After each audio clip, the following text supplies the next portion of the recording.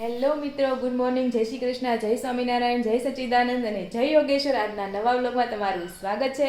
તો આજે છે અષાઢ સુદ 12, 18 જુલાઈને ગુરુવાર. Good morning. Good morning. જય શ્રી કૃષ્ણ. જય શ્રી કૃષ્ણ. જો સવારે શિરામણ કરવા માટે બેસી ગયા છે. જમવામાં છે ચા, ભાખરી, વેફર અને વેફર. તો ચાલો શિરામણ કરીને પછી ઓફિસે ભાગીએ. આજ તો મોડું થઈ ગયું છે. યસ, વેફર અને વેફર. 7:08 થઈ ગયા છે. વરસાદ આવે ને એ પેલા આપણે છે ને ફટાફટ ઓફિસે પહોંચી જાવી. અને ઓલા જો ગુલાબી કલરના કેટલા મસ્ત ફૂલ ખીલ્યા છે. કયા છે ખબર છે? મને ક્યાં ખબર પડે છે ફૂલમાં? જાસૂદ છે. જાસૂદ છે. તો એ જાસૂદ ના જાસૂદ. કાંઈ નહીં, ચાલો મમ્મીને આપણે જય શ્રી કૃષ્ણ કહી દઈએ. જય શ્રી કૃષ્ણ મમ્મી. નહીં સાંભળાય.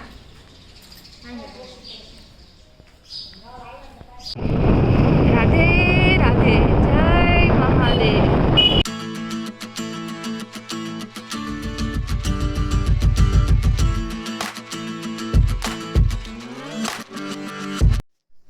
ચાલો આપણે થોડા કેળા લઈ લઈએ. ગાયને આપણે ખવડાવીશું.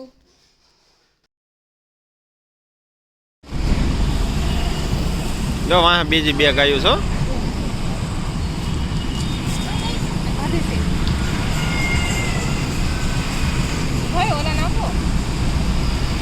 લાય એક આપી જાય.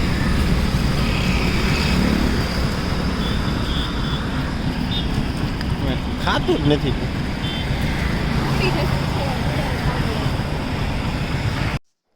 જો આપણે ઓફિસે પહોંચવા આવી ગયા છે. ચાલો આપણે ગણપતિ બાપાને મળી અને જય શ્રી કૃષ્ણ કહી દેવી. તો ગણપતિ બાપાને આપણે જય શ્રી કૃષ્ણ કહી દીધા, કારણ કે ઓલા ભાઈ સાફ સફાઈ કરતા હતા ને એટલે આપણે ઊભા નથી રહ્યા. અને ચાલો આપણે ઓફિસમાં પહોંચી જાય. ઓફિસે પહોંચી ગયા છે. આપણે પીસી ચાલુ કરી દીધું છે. ચાલો જોઈએ આજે કયું ચિત્ર આવે છે. તો આજે તો ખબર પડતી નથી કે ઉટપટાંગ જ ચિત્ર છે. તમને કંઈ ખબર પડી હોય તો કોમેન્ટ કરજો. 6:15 થઈ ગયા છે. ઓફિસથી આપણે છૂટી ગયા છે. ચાલો તમને વેધર બતાવી દો, લિફ્ટ આવે ત્યાં સુધીમાં. તો આજનો વરસાદ તો કેવો હતો ખબર છે? આમ બહુ ફાસ્ટ વરસાદ નહોતો, આમ સ્પ્રે ન મારતો હોય આપણને એવું ફીલ થાય એવો વરસાદ હતો. આમ વરસાદ ઉડતો હોય ને ઝીણો ઝીણો વરસાદ આવતો હતો. અને આજે જો ગાર્ડનમાં કોઈ જોવા મળતું નથી. ગાર્ડન એકદમ લીલું છમ, ઘાસથી એકદમ મસ્ત દેખાય છે. અને આ જો વાદળા જુઓ તમે, કેટલા વાદળા થઈ ગયા છે. આ વાદળા જોઈને જ મેં રેનકોટ પહેર્યો હતો, પણ વરસાદ તોય આવ્યો નહીં.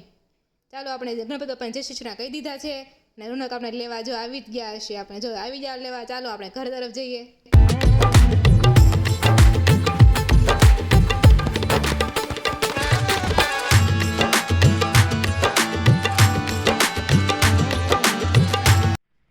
ગાડીનો એક સ્ક્રૂ નીકળી ગયો તો બહુ જ અવાજ કરતી હતી.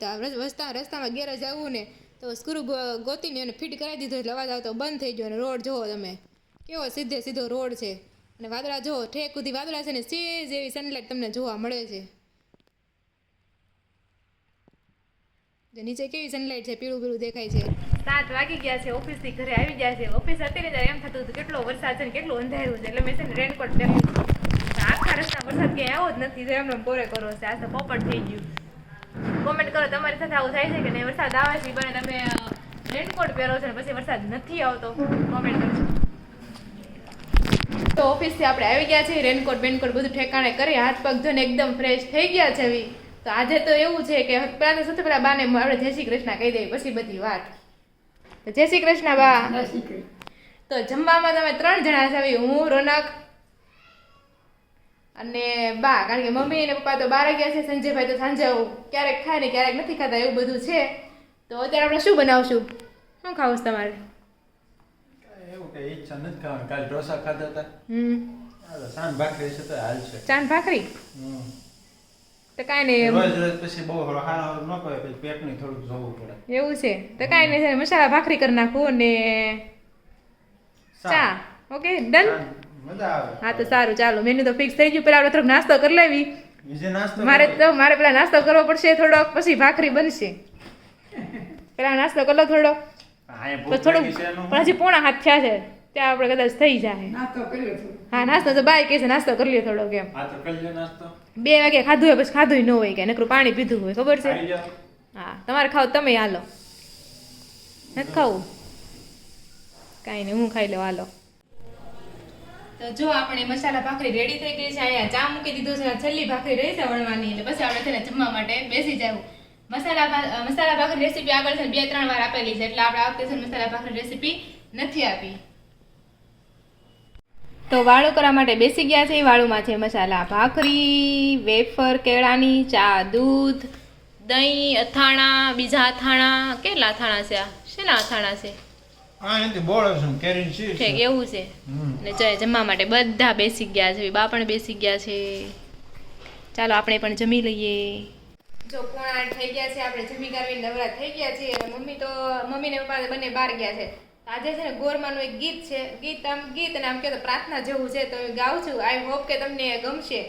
તો જો તમને ગમે તો કમેન્ટ કરજો કેવું લાગે છે. હું ટ્રાય કરું છું હું ગાવાની. મેં કદી ગાયું નથી. સ્કૂલમાં હતા ને ત્યારે પ્રાર્થના કરવા જતા નહીં જતા. પછી ગાવાનું આવતું નથી પણ ટ્રાય. ઓકે. ગોરમા રે કાંઠા તે ઘઉંની રોટલી, ગોરમા રે માથે ગરબડો ગોળ છે, ગોરમા રે સાસુ દેજો સવાદિયા, ગોરમા રે સસરા દેજો ભૂખાળવા, ગોરમા રે દેરાણી જેઠાણીના જોડલા, ગોરમા રે નણંદ દેરીડા લાડલા, ગોરમા રે કંથ દેજો કઈ આગરા, ગોરમા રે પુત્ર દેજો પારણીએ, ગોરમા રે આટલું માંગુ તે આપજો, ગોરમા રે તમારા ચરણમાં રાખજો, ગોરમા રે તમારા ચરણમાં રાખજો. બહુ મસ્ત પ્રાર્થના છે. મને જો નાની હતી ને આ ખબર હોત ને તો હું જ્યારે ગોરમાં પૂજવા જતા ત્યારે જરૂરથી હું ગાત. સરસ છે. તો ચાલો હવે છે ને થોડીક આપણે કોમેન્ટો લઈ લઈએ. તો નીલમ રાજપાલની કોમેન્ટ છે, ચીઝ બોલ જોઈને તો મોઢામાં પાણી આવી ગયું. અમે તો છે ને ઢોસા કરતા હતા. અમે જે સ્પેશિયલી ચીઝ બોલ ખાવા માટે જ અમે છે ને કાલે ગયા હતા. અમને કેટલા દિવસથી મન થતું હતું. એ પહેલા અમે ગયા હતા ને જ્યારે એ લોકોનું છે ને ઢોસાવાળાનું બંધ હતું. એટલે પછી આજે કાલે માળ મેળ આવ્યો. પછી મારા પપ્પાએ કીધું છે જય શ્રી કૃષ્ણ પપ્પા. નૈના માસી કહે છે જલસા છે. હો તે જલસા જ કરવાના હોય ને, જિંદગી છે તો રોજે રોજ મોજે મોજ. હર્ષાબેન તળાવ્યા, હર્ષા બાબુએ કીધું છે આશાબેનને congratulations for baby shower function. તો થેન્ક યુ. તોફાની જેટલા હતા એટલે કોઈ યુઝરે, મને લાગે આશા ભાભી જ છે આ યુઝર. તો તોફાની જ હતા કે ગુરુકુળમાં મૂકવા પડ્યા હતા. 1 વર્ષમાં તો લાઈન ઉપર આવી ગયા. તો તમને કહે છે તમને 1 વર્ષ ગુરુકુળમાં મોકલા હતા ને, તો તમને કેમ ગુરુકુળમાં મોકલા હતા? તોફાની હતા એટલે એવું કાંઈ તારા મમ્મીને પૂછ્યું કે તમને મોકલા, તમને 1 વર્ષ માટે ગુરુકુળમાં મૂક્યા હતા એમ. ઓકે. પછી હર્ષા બાબુ કહે છે જેઠાણીને બેન જ કહેવાય. મને પણ દિવ્યા અને રેખા બંને બેન જ કહે છે. કોઈ દિવસ ભાભી નથી કીધું. સાચી વાત છે. અને આમે અમે હું અને મારે જે આશા ભાભી છે ને બે હરખા જેવા જવી. એની સરનેમ છે ને પછી તળાવ્યા છે. અને ભાભી તો એટલે કહું છું કારણ કે મારા પાસે આશાબેન એક નણંદ હતન છે. તો જો આને આશાબેન કહું તો પછી બેનમાં કન્ફ્યુઝન થાય. એટલે જે નણંદ છે ને એને આશાબેન કહેવાનું અને ભાભી છે ને આશા ભાભી કહેવાનું. એટલે છે ને ફટાફટ ઓળખાઈ જાય કે આ ભાઈ આ ભાભીની વાત કરે છે, આ એ નણંદની વાત કરે છે. પછી સંદીપે કોમેન્ટ મારી છે. સંદીપે કે અમને ના લઈ ગયા ઢોસા ખાવા. એમાં એવું હતું હું જમવા બેઠા ને ઢોસા ખાવા મને તમે બહુ યાદ આવતા હતા. અમે લે કદાચ આવે ને તો એમ.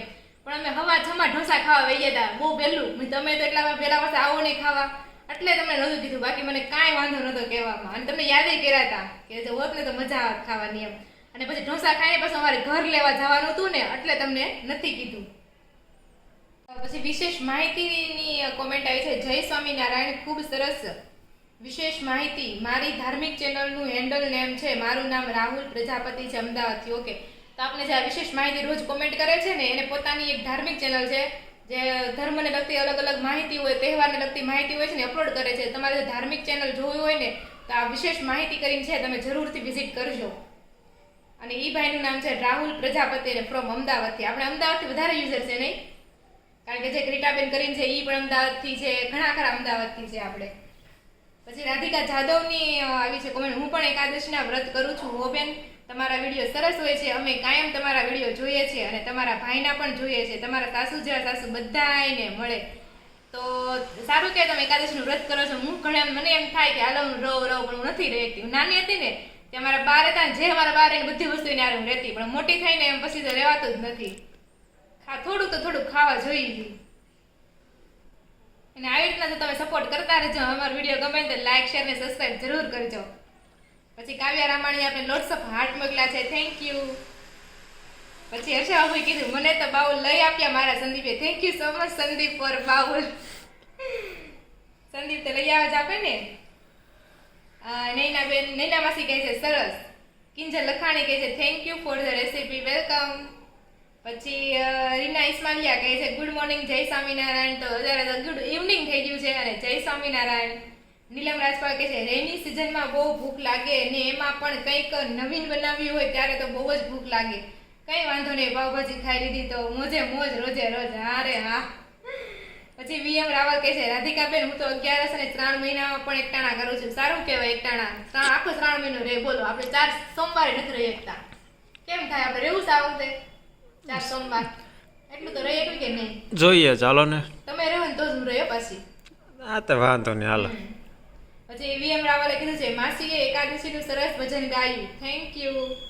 પછી શીતલ સોનક જસાણી કહે છે હીના માસી ઘરે આવજો બેસવા, તમે પેંડા મગતા હતા ને તો આવો ખાવા બધા.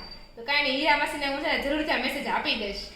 પછી હર્ષા બાબુ કહે છે રોનકને જોતા લાગે છે કે વ્રત કર્યું હશે.